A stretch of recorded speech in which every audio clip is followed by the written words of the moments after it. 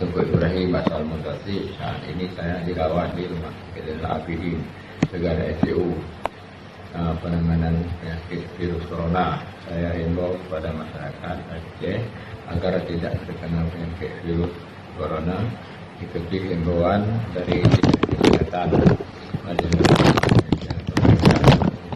Indonesia agar masyarakat tidak ada kumpul-kumpul masyarakat pun peserta pernikahan.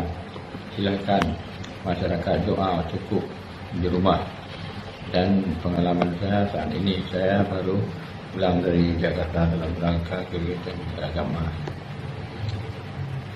Doakan saya, semoga saya cepat sembuh dari penyakit COVID-19, dan terima kasih kepada pihak rumah sakit yang telah memberikan pelayanan terbaik bagi penderita penyakit COVID-19 ini.